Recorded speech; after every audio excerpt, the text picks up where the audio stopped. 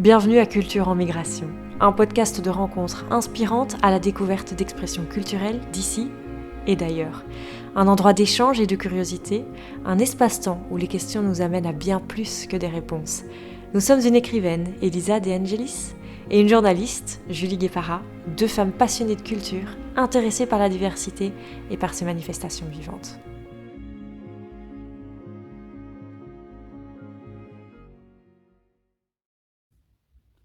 Comme un air d'ailleurs, comme un air de chez moi. Un air mélodieux, un air de famille. Un air qu'il faut entonner au moins une fois dans la vie, sur le chemin du retour à soi.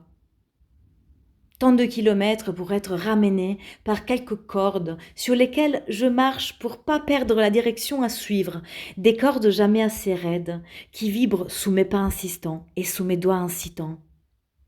Tant de kilomètres pour être ramené chez moi, par quelques notes que je prends la main tremblante ou que je joue le cœur vif. Comme un air frais qui me réveille d'un passé sans souvenir, comme un passage que l'on joue l'air de rien, un ensemble de sons apprivoisés, disposés sur la carte d'un pays lointain, et pourtant si proche. Tu me demandes depuis quand et comment, et si peut-être que je n'en sais rien. Ce que je sais, c'est ce que je joue. Et je joue des adieux et la bienvenue, un éloge à tout ce qu'il y a eu. Je joue un cadeau qui a l'air d'être précieux, comme un rêve de gamin. Bonjour à toutes et à tous, vous êtes aujourd'hui sur Culture en Migration et nous avons un auteur-compositeur à vous présenter, Juma Ali. Bonsoir. Merci d'être venu aujourd'hui et de nous avoir accordé de ton temps. On se pose la question, parce que nos auditeurs et auditrices ne le savent pas encore, mais tu es auteur et compositeur assez particulier, c'est de musique populaire et musique populaire turque. Comment est-ce que tu t'es orienté vers ce type de musique? D'où vient cette passion? Comment ces premiers amours sont nés? Ça a commencé lorsque j'avais 3 ans, 4 ans. J'écoutais les cassettes audio de mon papa.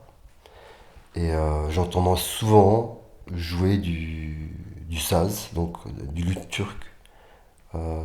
Et ce son, j'adorais ce son.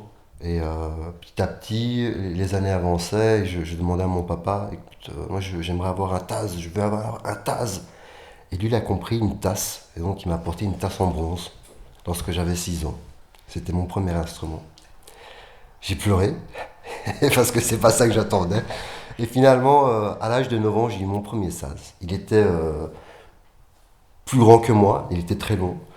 Il était de très mauvaise qualité, il avait un son vraiment médiocre, mais j'ai essayé de jouer de cet instrument, vu que mon oncle en jouait, le frère de ma maman. J'ai pris 2-3 cours chez lui au départ, et puis j'ai joué tout seul, autodidacte. Et au fur et à mesure, ça a commencé à aller dans le professionnalisme, et j'ai commencé à jouer mes premiers concerts à l'âge de 15 ans. Et je joue dans les mariages, etc., etc. Donc ça a commencé comme ça. En Turquie alors? Non, pas du tout. En Belgique, je suis né à Saint-Just-Noord. Et c'est ça qui est formidable. Ici, on n'a pas de professeur, on n'a rien, donc on est obligé d'apprendre d'une manière avec soi-même. Donc j'écoutais ces cassettes du matin jusqu'au soir et j'essayais de reproduire sans quelque chose qui était visuel, c'était seulement auditif. Donc j'ai affiné mes oreilles vraiment à des sons, j'entends des choses que d'autres n'entendent pas par exemple. Et pourtant j'ai une baisse d'audition depuis quelques années déjà, mais voilà, ça n'a rien changé dans ma musique. Voilà. Et est-ce que tu penses que tu aurais découvert cet instrument si dans ta famille, justement, tu n'y avais pas déjà été d'une certaine manière initié? Je ne pense pas parce que ça fait partie de la famille. Donc aujourd'hui, donc à l'époque, il y avait peut-être 4 ou 5 joueurs de saz quand j'avais, je sais pas moi, 9-10 ans. Euh, Aujourd'hui, on a des centaines et des centaines de professeurs de saz seulement à Bruxelles, qui étaient soit de nos élèves, soit des élèves à d'autres professeurs. Et donc, dans chaque maison, on trouve un minimum au moins un sas, quoi. C'est, c'est culturel, tu sais pas l'enlever.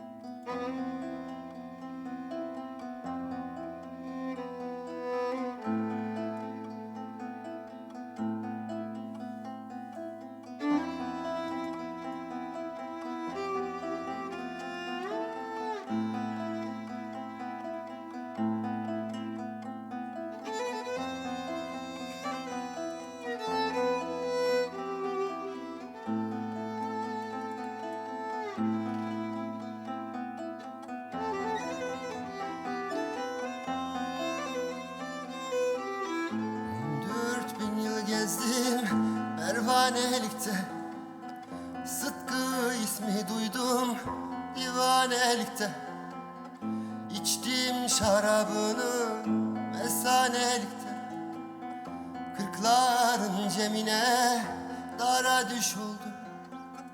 Kırkların cemine haydar haydar haydar haydar haydar dost dara düş ol.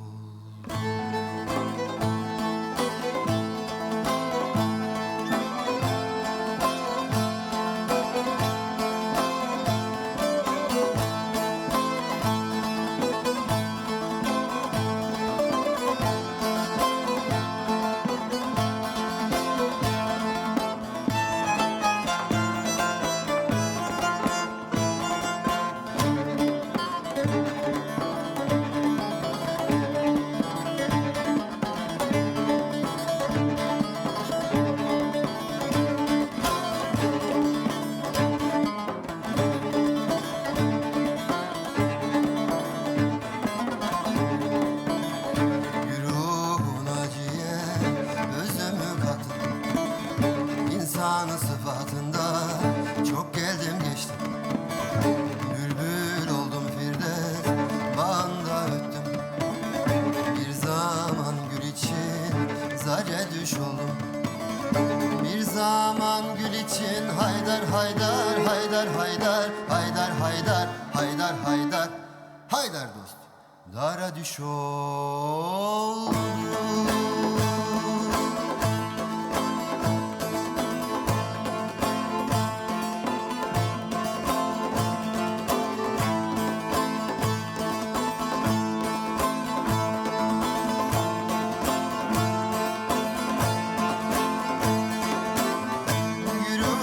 Naciye özümü kattım.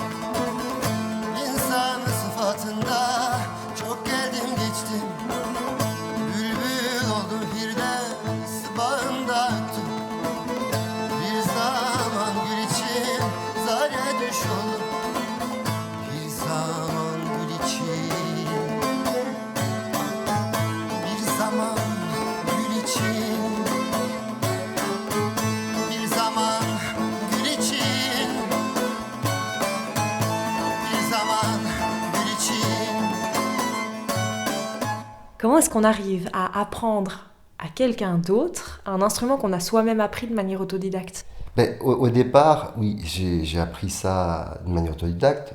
Plus tard, en 2009 et 2010, j'ai été faire des workshops chez un grand maître qui s'appelle Erdal Erzincan, en Crète, à Oudetsi, donc qui n'a rien à voir, on est en Grèce. Et c'est un professeur turc qui faisait un workshop, et c'était grâce à Rosdali, je ne sais pas si vous le connaissez. C'est un Irlandais qui est très très très très connu, un excellent musicien, et qui a ouvert un centre culturel là-bas à Oudetsi, en Crète. Et donc grâce à Erdal Erzincan, je me suis spécialisé dans ce domaine de pédagogie. Et j'enseigne également à l'académie de Marchienne-au-Pont à Charleroi depuis plus d'une dizaine d'années. Et donc voilà, j'utilise quand même une méthode que j'ai appris moi-même au final. Donc je n'ai jamais fait le solfège, je n'ai jamais lu des partitions, j'ai vraiment essayé d'apprendre tout seul, quoi. Est-ce que tu sens que ça facilite justement alors l'apprentissage des élèves? Je pense que la lecture est très importante, parce que c'est quelque chose qui, moi en fait, je ne sais pas lire très très très vite, et alors je dois absolument décortiquer toutes les mesures, etc., etc. Par contre, je vois bien que mes élèves, bah, pour eux, c'est vraiment plus facile. Mais il y a autre chose qui est très importante dans l'apprentissage d'un instrument, peu importe l'instrument. Moi, je préconise la manière dont le professeur joue, et l'élève en fait imite ce que fait le professeur, et donc on fait une répétition de phrases jusqu'à ce que ça devienne un automatisme, et après on prend ces automatismes là et on les met l'un avec l'autre, et donc ça fait un puzzle, et à chaque fois que tu changes ça fait une autre mélodie et ça fait autre chose. Donc je préfère en fait enseigner des clés à mes élèves, et pas oui il faut que vous appreniez à lire, Il faut d'abord prendre plaisir, et avec le plaisir, on arrivera à faire avancer en fait le côté créatif de l'étudiant. Et donc tu le disais, le saz particulièrement est culturel, il est dans toutes les maisons turques. Comment, en termes d'étudiants, est-ce que ce sont aussi des Turcs ou là, non, ça a titillé d'autres types de cultures? En fait, j'enseigne depuis cette année-ci également chez Musique Publique. Et là-bas, en fait, tous les élèves sont d'origine non turque. Mais j'ai déjà eu auparavant des élèves qui étaient belges aussi. Donc, il y a beaucoup de gens qui s'intéressent à cet instrument. De plus en plus, en tout cas. Et en fait, c'est un instrument qui mérite d'être connu parce que c'est comme une guitare, c'est comme un piano, c'est un instrument à lui tout seul. Ça peut faire. On peut jouer tout seul ou alors on peut jouer en groupe. On peut faire du jazz avec, on peut faire du blues, on peut faire n'importe quoi. Voilà. Et justement, tu disais que tu pouvais le jouer en groupe et tu joues entre autres avec aussi d'autres musiciens. Comment, en tant que compositeur, quand il y a plusieurs instruments, tu arrives à les allier, les marier et réussir à en fait garder un petit peu cette magie de l'instrument culturellement aussi transmise? Et ça, c'est surtout parce que j'ai eu l'occasion, donc dans mon expérience musicale, de participer à des ateliers de musique qui étaient organisés à l'époque à la Dolce Vita, à Saint-Josse-ten-Noode. Et c'était Tanju Goban qui avait créé ce concept. Et là-bas, en fait, plein de musiciens se regroupaient. On les connaissait pas, on se connaissait pas. Et on avait, je sais pas moi, 1 heure, 40 minutes pour préparer quelque chose. Et après, on montait sur scène. Et avec des musiciens qu'on connaît pas, quoi. Et petit à petit, en fait, on a commencé à avoir cette affinité à dire ah ok, qu'est-ce qui pourrait marcher, ah qu'est-ce qu'on pourrait faire, ah, la guitare pourrait faire ceci, ah qu'est-ce que tu proposes. Et donc ça commence à devenir vraiment un laboratoire musical. Et donc moi j'ai pris cette habitude là de jouer avec des musiciens extraordinaires. Je ne peux pas les citer maintenant, mais vraiment c'est le partage. Et là on commence vraiment justement à se dire ok, cette musique turque elle peut aller jusque là. Ça, peut-être, il ne faut pas jouer, il y a des quarts de ton, il faut éviter. Donc voilà, c'est comme ça que ça a commencé. Et j'ai eu plusieurs groupes, en fait, dans ma vie. J'ai joué avec une néerlandophone qui s'appelait Hilde de Klerk, qui, elle, était percussionniste, mais qui chantait en turc. Un néerlandophone qui chante en turc. Et on avait des musiciens qui venaient du jazz, et on était, je sais pas moi, il y avait de la flûte traversière, il y avait du sax, il y avait de la clarinette, il y avait une batterie, une basse, une guitare, la contrebasse. Et donc, il y avait de l'accordéon aussi. J'ai chanté avec des Japonais qui sont pianistes, accordéonistes et qui chantent en mongol. Ça, c'était vraiment. Ça, je croyais que c'était du mongol, mais en fait, après, j'ai compris que c'était du serbo-croate. Oui, c'est ça. Et donc, je salue Paul Takahashi d'ici, un excellent musicien.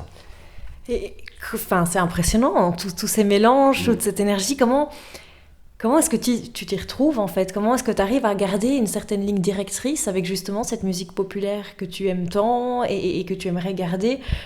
Voilà, comment est-ce qu'on arrive à y retrouver ses billes et à pas se laisser emporter dans l'univers des autres aussi, d'une certaine manière?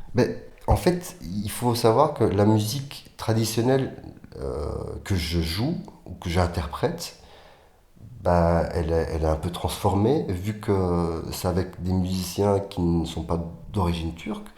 Et donc c'est ça que j'aime bien justement, c'est sortir de ce traditionnel qui est là, et donc je donne une deuxième vie, ou une autre vie, peut-être meilleure ou pas meilleure, peu importe, mais en tout cas c'est ce que je ressens. Et tout ça, en fait, c'est le bagage que j'ai eu depuis que je suis petit. Donc je ne peux pas dire que je fais de la musique turque, je fais de la musique de Djumali, c'est surtout ça qu'il faut dire. Donc c'est de la musique traditionnelle que j'ai un peu transformée. Donc le saz, je ne le joue pas à la manière traditionnelle. Je le joue d'une manière traditionnelle aussi, mais également à ma façon. Voilà, il y a des morceaux, par exemple, il y en a que j'ai appelé Turkish Jig. Donc c'est une jig, mais turque. Pourquoi est-ce que j'ai appelé ça comme ça? Parce qu'en fait, ça ressemble à une gigue, mais avec des rythmes tellement complexes qui n'existent pas en Occident. et qui fait que voilà, voilà, c'est un mélange, c'est pas une gigue, mais c'est pas vraiment du turc, c'est une turkey jig. Est-ce que c'est pas aussi cette mixité, cette manière de les mélanger justement entre Occident, origine plutôt turque, les sonorités, les rythmes, une manière aussi de la rendre un peu plus universelle? Oui, bien sûr. Et en fait, ce qu'il faut savoir, c'est que aujourd'hui, avec les musiciens, ceux avec lesquels je travaille, bon, il y a un Italien qui s'appelle Carlos Lazante qui est percussionniste. Lui, il vient avec son bagage de percussionniste italien, mais il joue des percussions iraniennes, arabes, etc., etc. Donc ça, c'est déjà un bagage. Il apporte ce qu'il a. Et puis il y a Sébastien Pastieloni qui lui est d'origine, plusieurs origines, mais il a également des origines péruviennes. Il est violoniste, il vient avec son côté jazz, un peu classique, etc., etc. Et puis il y a Emi Shiraki qui joue de la harpe ancienne et qui joue de la flûte à bec également. Et elle vient avec son bagage musique ancienne, musique baroque et, entre guillemets, musique japonaise. Et qui fait que voilà, toute cette musique-là, en fait, je laisse la place également aux musiciens pour qu'eux s'expriment également dans leur langage. Et alors, il y a ce bout de voyage, que bon, il y a le fil conducteur qui est ma musique, avec mes arrangements, mais alors, il y a un moment donné, eux interviennent avec leur instrument et ils disent ce qu'ils pensent également. Tu fais souvent des morceaux avec de la voix. Est-ce que ça t'est déjà arrivé de ne pas mettre de voix du tout pour justement laisser place à chaque instrument, à son existence et à la composition instrumentale? Oui, j'ai des compositions où il y a justement que de la musique. Euh, mais j'en mets, par concert, en fait, j'en mets deux maximum ou trois. Hum, oui, c'est important que la musique soit là, sans voix également, c'est joli donc, dans les arrangements. Donc ça mène l'autre question, quelle est la plus-value de l'ajout d'une voix et alors forcément, quand on dit voix, on rajoute la complexité de la langue. Comment est-ce qu'on se dépêtre là-dedans? Ben là-dedans, en fait, moi je pense que la musique, elle est universelle, et donc on n'a pas besoin, d'habitude, si la voix s'exprime bien, on n'a pas vraiment besoin d'exprimer tous les détails. Par contre, c'est toujours bien de placer le décor. Donc voilà, ce morceau-là, par exemple, il vient de l'Est, il s'appelle Charisma. Et ça parle d'une femme qui est enceinte, et puis elle demande à son mari, écoute, j'aimerais que tu m'achètes une grenade, parce que j'ai envie de grenade. Donc ici en Belgique, on demande généralement des fraises, mais là-bas ce sont des grenades. Donc lui, il part aller chercher des grenades, mais il va à l'autre bout du monde pour chercher ça, et au retour, en fait, malheureusement, la femme décède, et donc c'est une chanson qui est très, très, très triste. Moi, la première fois que j'avais entendu cette chanson, le chanteur la chantait très rythmique et c'était très dansant et je trouvais ça collait pas en fait. Et donc j'ai transformé cette chanson-là à ma façon et je l'ai ralenti et j'ai mis une harmonie derrière. Et donc c'est ce que je vais chanter maintenant.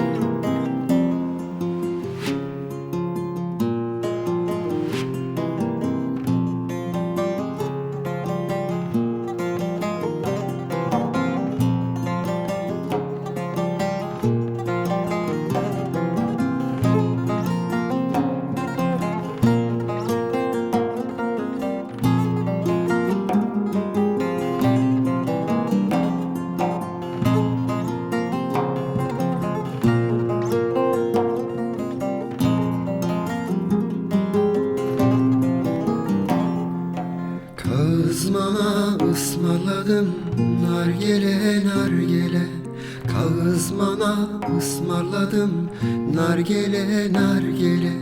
Gümüş kemer ince bele, nargele nargele hoy, nargele nargele hoy, nargele nargele. Gümüş kemer ince bele, nargele nargele hoy, nargele nargele hoy, nargele nargele.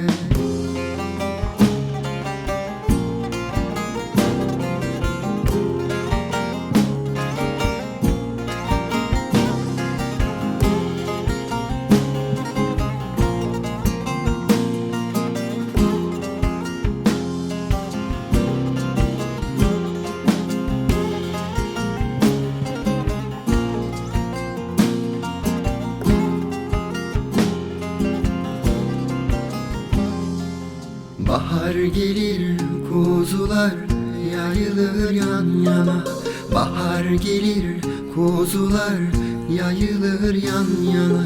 Benim yarim inci takar gerdana gerdana hoy, gerdana gerdana hoy, gerdana gerdana.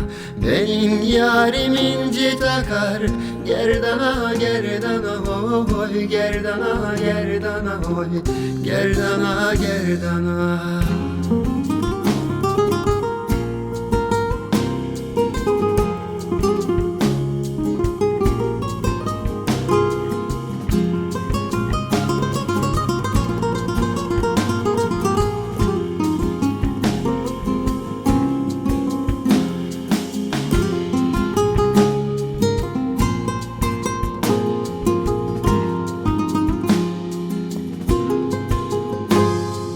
Erzurum'a ısmarladım kazanı kazanı.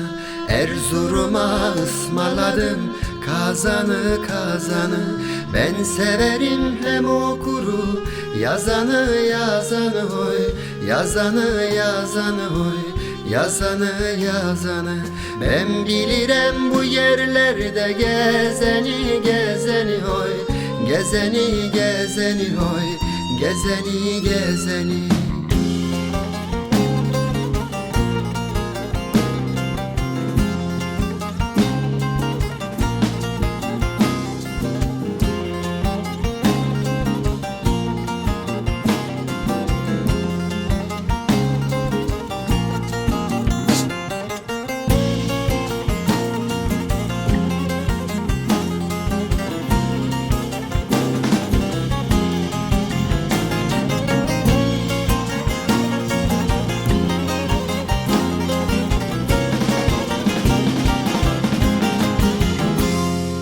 Effectivement, forte en émotion, on réussit à impliquer les gens dans ce sentiment.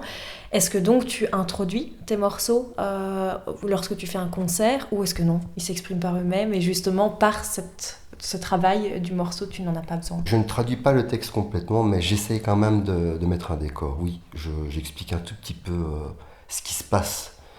Mais quand par exemple, il y a des chansons que je chante en français, bon là, j'ai pas besoin d'exprimer, sauf si je le chante dans les deux langues, voilà, je préviens les gens. Non, c'est bien d'expliquer d'une manière ou d'une autre, de toute façon. Mais je trouve que ma voix, en fait, c'est vraiment... c'est un autre instrument. Donc on n'a pas... Le saz, quand on le joue, on entend la mélodie. La voix, ça doit être la même chose, en fait. Je veux que ma voix soit une mélodie au départ. Et donc ça va quand même toucher. Je pense que ça va toucher les gens. Tu as déjà joué devant différents publics alors, avec différents groupes linguistiques, je suppose, et tu as pu sentir qu'il y a eu ce partage et cette compréhension du morceau, ou parfois à l'inverse, tu as été plutôt surpris parce que certaines notes, culturellement pour d'autres, ont d'autres significations. Vraiment, jusqu'à maintenant, en fait, j'ai donné des concerts, par exemple en Corée pour des Coréens, j'ai donné des concerts en Allemagne ou en Hollande pour des personnes, je ne comprends pas leur langue, eux ne me comprennent pas non plus. Un de mes derniers concerts, c'était en Flandre, et là j'ai chanté en turc. Les gens ne s'attendaient pas en fait à ce que je chante, parce qu'on était là avec un autre groupe, et ils sont vraiment restés scotchés. Beaucoup m'ont dit, mais on n'entendait pas un truc pareil. Parce qu'ils ne s'attendent pas à un chant ou une voix qui va sortir de cette manière-là. Euh, donc je pense que ça touche toujours les gens. Et d'ailleurs, c'est mon objectif. Si moi-même je ne me touche pas, je ne comprends pas comment est-ce que je pourrais toucher les gens. Donc il faut que je me touche moi-même d'abord. Et ben, je vais en profiter pour rebondir sur une métaphore qui est utilisée sur ton site pour te présenter. C'est celle du chemin, du trajet, de la progression, de la transformation. Est-ce que c'est... Bon, je suppose que tu t'y retrouves, mais alors la question est pourquoi et voilà, comment tu expliquerais ton chemin et justement toutes tes évolutions propres au cours de ton expérience et celles, j'espère, que tu attends aussi. Mais, moi, je pense que la vie, elle vient comme elle est. Et comme dans le texte, en fait, on retrouve des fois des gens qu'on a vus auparavant, ou alors on les revoit plus, parce que bon, il y a des décès, il y a d'autres circonstances, on s'éloigne, on va vivre dans un autre pays. Mais ce qui est terrible, c'est justement de faire des nouvelles rencontres et d'avoir des nouveaux partages. Parce que tout le monde évolue, on grandit de plus en plus. Musicalement, on apprend encore plus. En fait, l'apprentissage de la musique, c'est continu, c'est tous les jours, tous les jours, tous les jours. Même encore aujourd'hui, durant des heures, je travaille des gammes ou je travaille le chant 10 fois, 100 fois parce que je suis pas content de ça. Et donc, des fois, on rencontre d'autres musiciens qui font qu'on a des déclics un peu plus rapidement que si on est seul dans son coin, quoi. Et c'est ça, c'est ce que j'adore donc, dans les concerts. J'adore être sur scène et de voir les gens en fait, qui te regardent, qui sont contents, qui sont émus, et les musiciens également. Donc, c'est c'est le paradis, quoi. Mais à l'inverse, est-ce que c'est pas parfois un peu difficile de se dévoiler justement parce que oui, il y a le travail de l'instrument, la sensation, le message qui te renvoie, mais il y a aussi un peu une exposition de ton identité, de tes ressentis et de certains messages. Ben, quand on est sur scène, en fait, on oublie tout et on vit l'histoire qui se passe à ce moment-là. Et je pense qu'à chaque concert, c'est différent. Donc, euh, parce que l'énergie à l'intérieur est différente.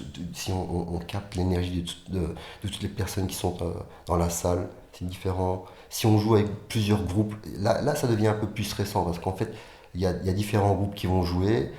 Tu n'es pas seul, donc il y a toujours un truc, ah, il faut pas être en retard, ah, il faut qu'on arrête à temps. Ouais. Mais sinon, avec le public, ou avec les gens qu'on rencontre, on a besoin de ce partage. Et je vais revenir sur un point, donc on parlait des différentes langues pour les chansons.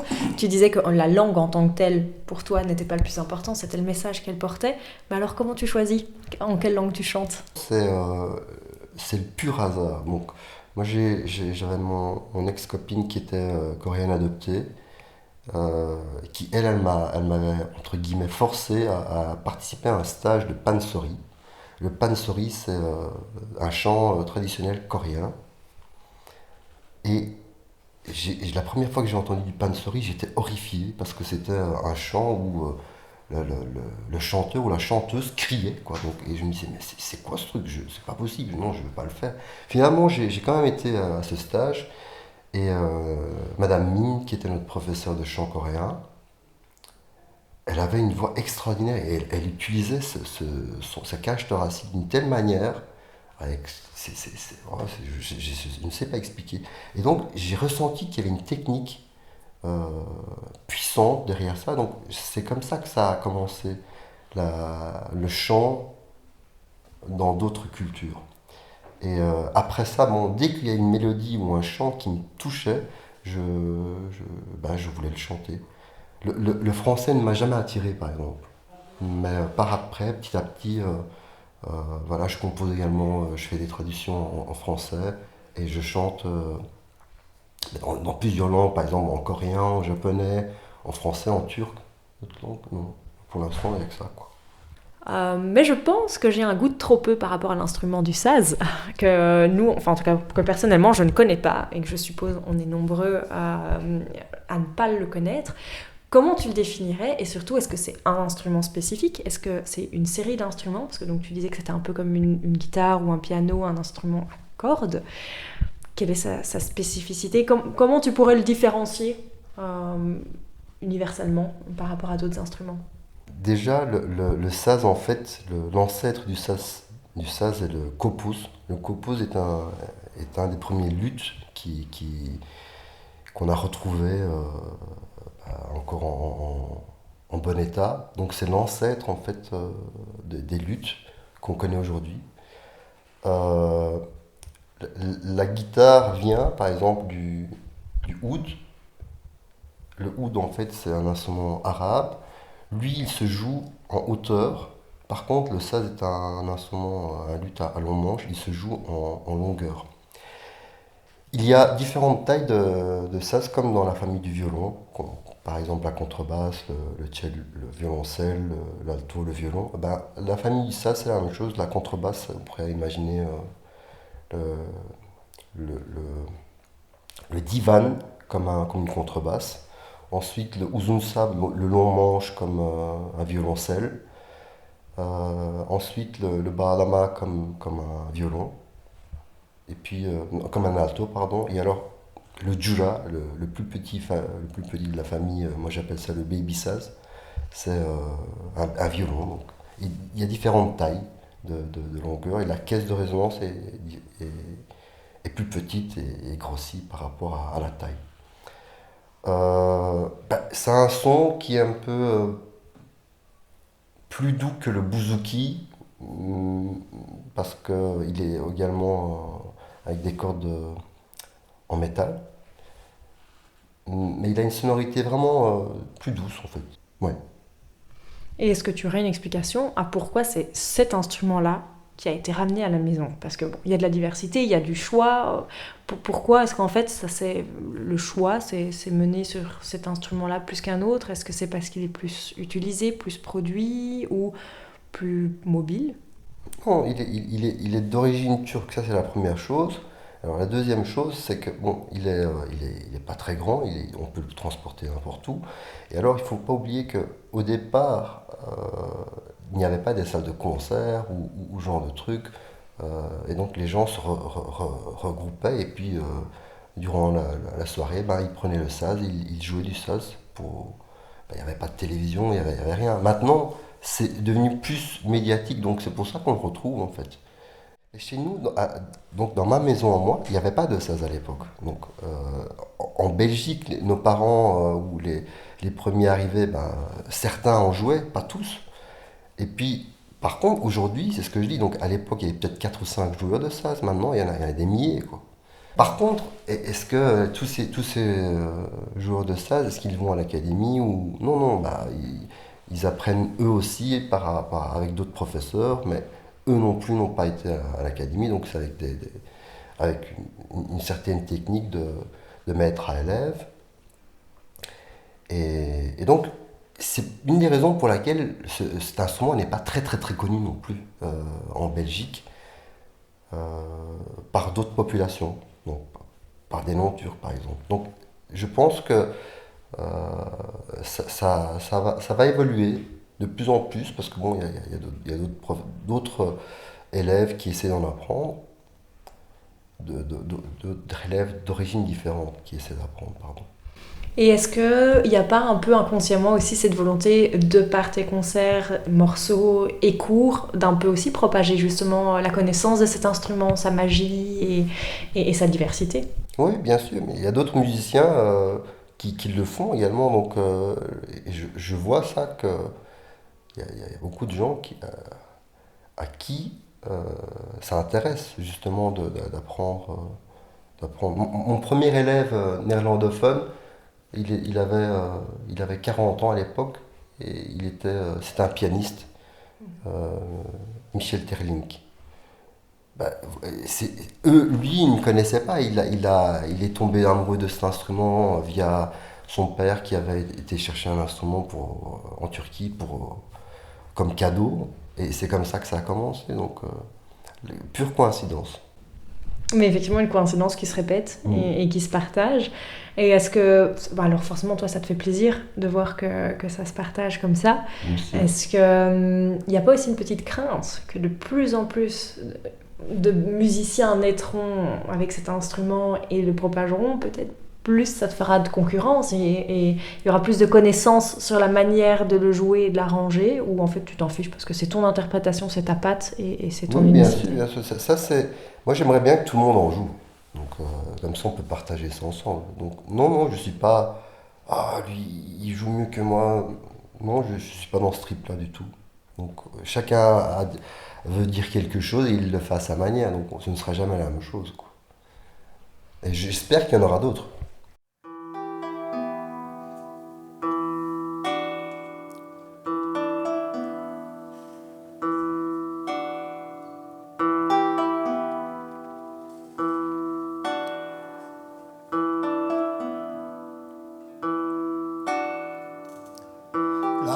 L'amour m'a dévoré, frappé au cœur, ensanglanté, et je confonds la nuit le jour.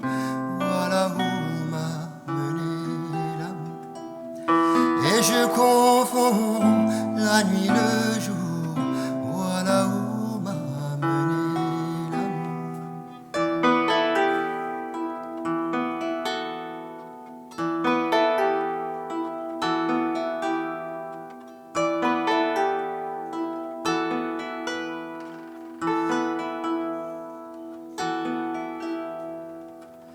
Ben yürürüm yane yane, aşk boyadı beni kane. Ne akilem ne divane, gel gör beni aşk neyledi. Ne akilem ne divane, gel gör beni aşk neyledi.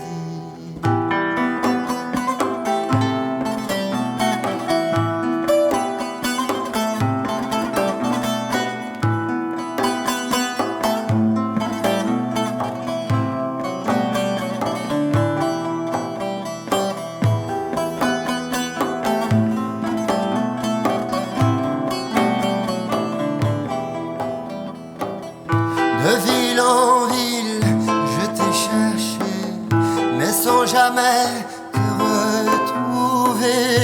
Et j'ai crié ton nom partout, voilà où m'a mené l'amour. Et j'ai crié ton nom partout, voilà où m'a mené l'amour.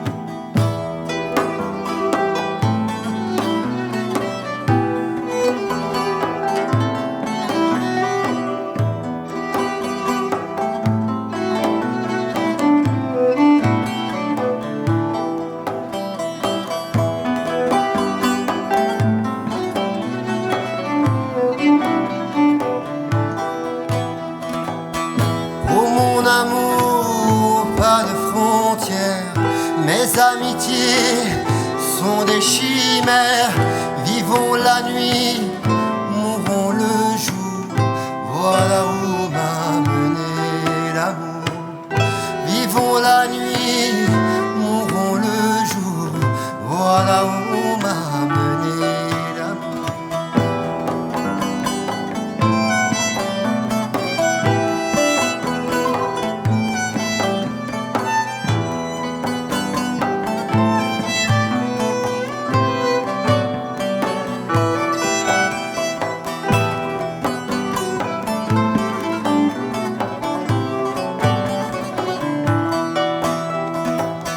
Pauvre Younous infortuné, écorché de la tête aux pieds, tombé loin du sol de l'aimer, voilà où m'a mené l'amour.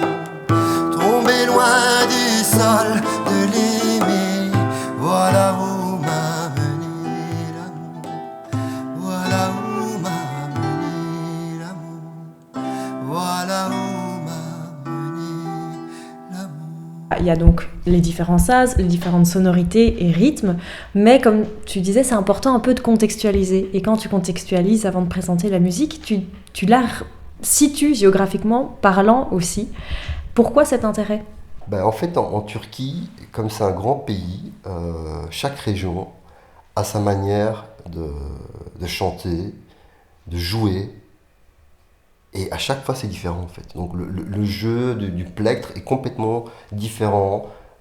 Pour le même rythme, en 4-4, on va taper 1, 2, 3, 4. Et ben, d'un côté, on aura ta ta ta ta ta, et de l'autre côté, on aura ta ta ta ta ta ta, ta, un truc dans ce genre-là, qui fait que c'est spécifique. Et donc, on peut reconnaître, ah, ok, ça vient d'ici, ou alors ça vient de là.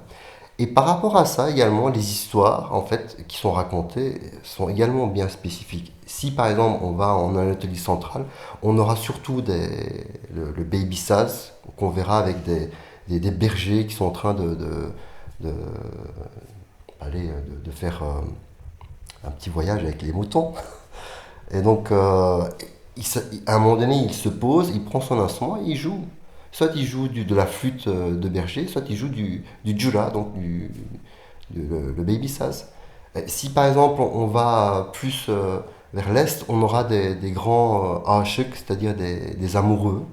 Les aashiks en fait sont des amoureux de Dieu, sont des musiciens également, et qui créent instantanément des textes et ils les chantent.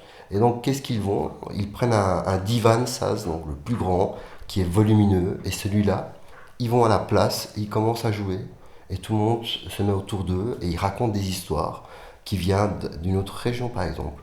Et c'est ça qui est bon, en fait, dans la musique turque, c'est que c'est tellement vaste, on ne sait pas devenir professionnel d'une région, en fait. Il faut vraiment... il faut... De toutes les régions, pardon. On peut devenir professionnel d'une région, mais de toutes les régions, c'est vraiment très difficile. Moi, en fait, je peux jouer un morceau de chaque région, mais est-ce que j'ai le répertoire de tout ça? Non, bien sûr que non. Et alors, pour revenir à moi, en fait, ce qu'il faut savoir, c'est que bon, il y a toutes ces régions qui sont techniques, qui sont bien spécifiques à ces régions, et moi, j'ai ma technique qui est bien spécifique à ma région, c'est-à-dire en Belgique. Donc, c'est devenu une région également, donc c'est devenu la musique de la Belgique. Tu donnes des cours, tu donnes des concerts. Est-ce qu'il y a un moyen, d'une manière ou d'une autre, de pouvoir te suivre, savoir quelles sont tes prochaines dates? Pour l'instant, je suis en train de préparer un nouvel album qui va sortir cette année-ci.